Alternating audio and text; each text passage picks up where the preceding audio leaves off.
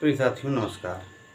आज हम लोग आप लोग सोच रहे हैं कि जो है कुछ व्याकरण का पोर्शन आप लोग बताते चलें, जैसे कि ये न रहे कि व्याकरण वाला पोर्शन छूट रहा है। तो इसमें एक चीज़ ये है, जैसे व्याकरण में जो टीजीटी सिलेबस में है वो बाबूराम सक्सेना पुस्तक है, उसी से पूछता है। तो मेरे प्यारे साथियों ऐसा है कि इसमें एक सूत्र है उपपद विभक्ति का। अभी हम कारक कारक अभी पढ़ा नहीं रहे हैं, केवल ऐसे ही बता दे रहे हैं, क्योंकि व्याकरण में क्या क्या है ये बात पहले बता दे रहे हैं। व्याकरण पोर्शन में आपका एक है संज्ञा प्रकरण,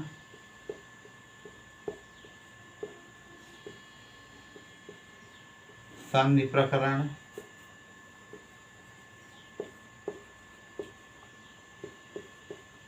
समास प्रकरण,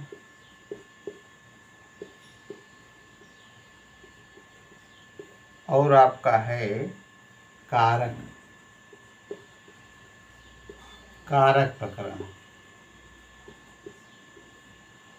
तो कारक जो है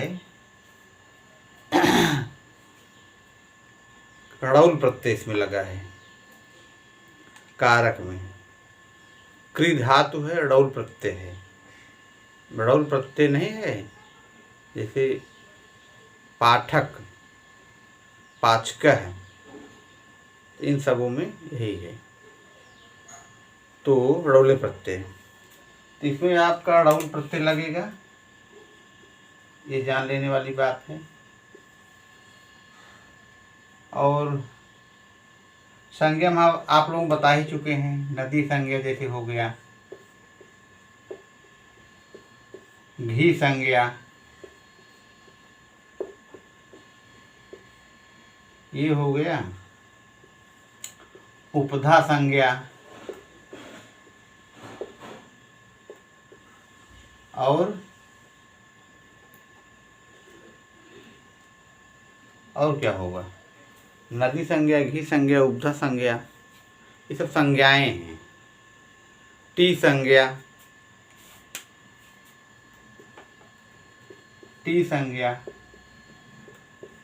सप्त संज्ञा,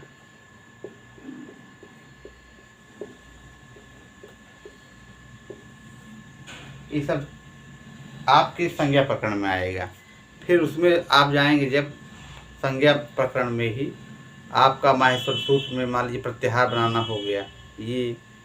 फिर इसके बाद आप वर्णों के उच्चारण स्थान में जाएंगे, जैसे आपको विसर्जनीय नाम कंठ, इच यथा नाम ताल, उपपद्मानीय नाम ओष्ठौ, ऋटुरसाणाम दंता, ऋतुलसानाम दंता, ऋटुरसाणाम मूर्ध, ये सब जो भी ये सब संज्ञा प्रकरण में आएगा। फिर आभ्यंतर प्रयत्न, बाह्य प्रयत्न हैं कितने हैं, ये सब चीज़ें, कौन सी वर्ण किस में जाएगा, ये सब चीज़ें संज्ञा प्रकरण के ही अंतर्गत आएंगी।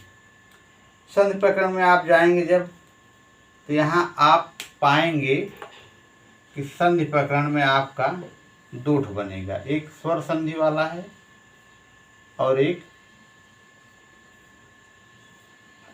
व्यंजन संधि, और आपका विसर्ग संधि। इस तरह से संधि में भी 3 पार्ट हो जाएंगे। तो स्वर संधि को अच संधि भी कहा जाता है, और व्यंजन संधि को हल संधि भी कह सकते हैं, और विसर्गे है। तो ये 3 पोर्शन ये भी हो गए। फिर समास में आप आएंगे जब, तो समास बाबूराम सक्सेना का अनुसार 6 है, जो टीजीटी सिलेबस में है।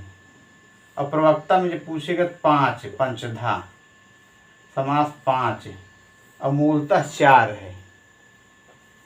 तो ये आपका हो गया।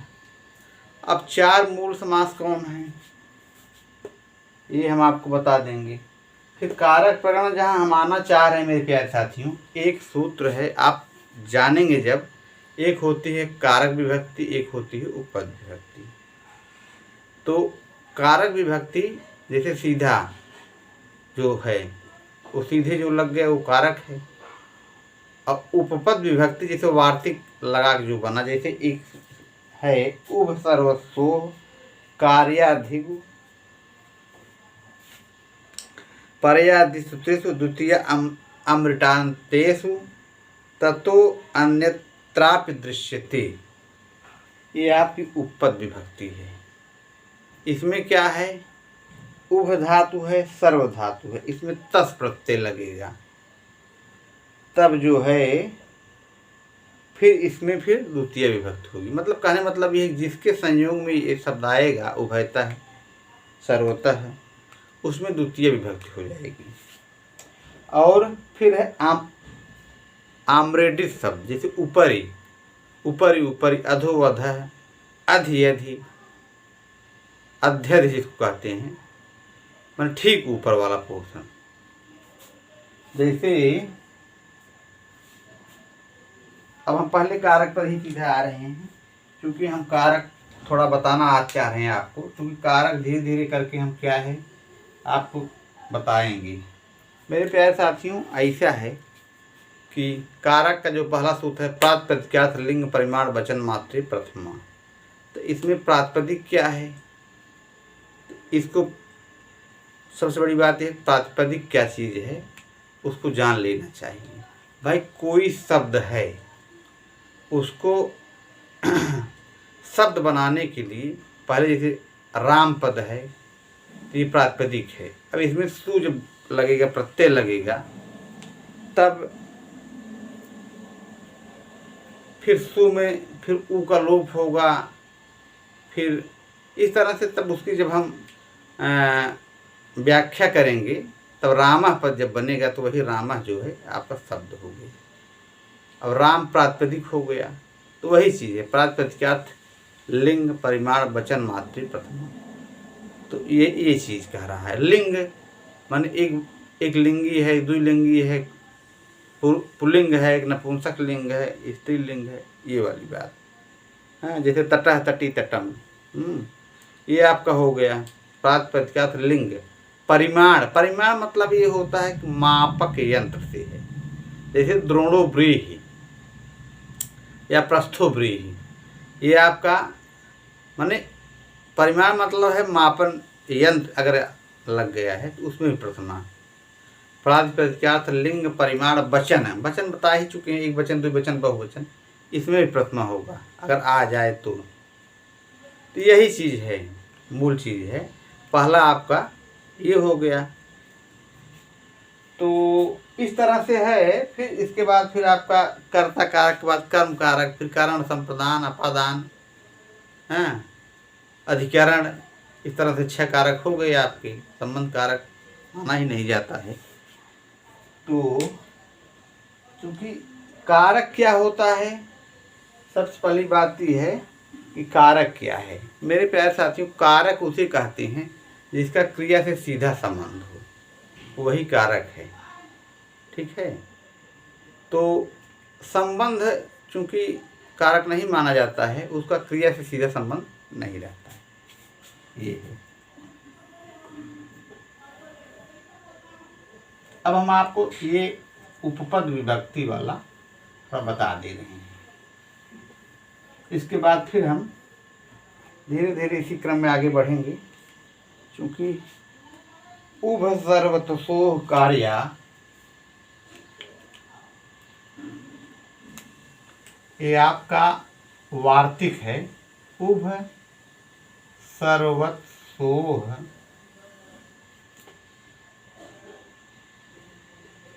आज हम लिख दे रहे हैं इसको, इसके बाद नेक्स्ट वीडियो में इसको हम बताएंगे। कार्या धिगु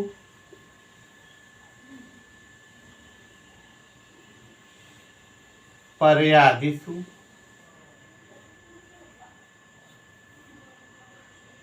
त्रिषु मेरे प्यारे साथियों, ऐसा है कारक बहुत कठिन नहीं है, ये है कि समय लगेगा। भाई कोई बात हम सीधी सीधी बता दे रहे हैं तो समझने में भाई हो सकता है आपके दिमाग में ये बात न जा पा रही हो, इसीलिए हम पहले बता दे रहे हैं भाई कारक उपपद विभक्ति क्या है और कारक विभक्ति क्या है, ये सब चीज़ें जान लेना चाहिए आपको। तो ये है आपकी उपपद विभक्ति। भाई एक विधि होती है ना कठिन से सरल की तरफ, एक होती है सरल से कठिन की तरफ। तो दोनों विधियाँ ठीक हैं, जो जैसे समझ ली जाए। कठिन उठिन नहीं है, वो लोग आते हैं भाई पहले शुरू में ही कठिन बताने लगे, ऐसी कुछ बात नहीं है। द्वितीया भाई कठिन बताएंगे तो उसमें सरल पहले बताएंगे ही, तभी तो समझ पाएंगे आप। द्वितीया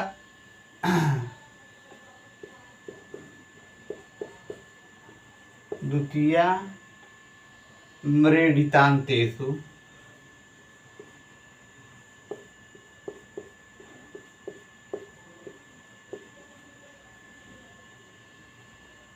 ततो अन्यत्रापि दृश्यते, ततो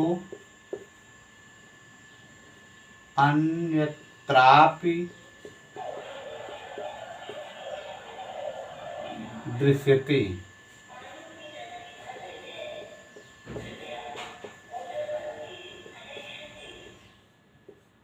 ये हो गया आपका।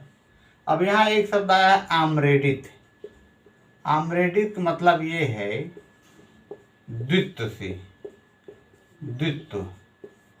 अब ये द्वित्व क्या है भाई, कोई चीज़ दो बार आ जाए, जैसे कहते हैं कि ऊपर ही ऊपर ही, नीचे शब्द आया ना यहाँ पे ऊपर ही ऊपर ही, अधो अधः है, ये आपका आम्रेडित हो गया। ऊपर ही ऊपर ही, अधो अधो, ये चीज हो गया।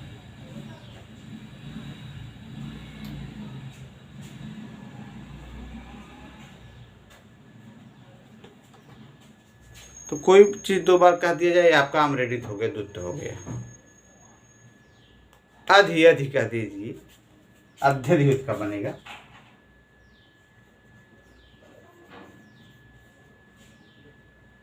प्लस नहीं रहेगा, यहाँ अधि अधि दो बार आएगा, ये आपका आम्रेडित हो जाएगा। यही है आम्रेडित।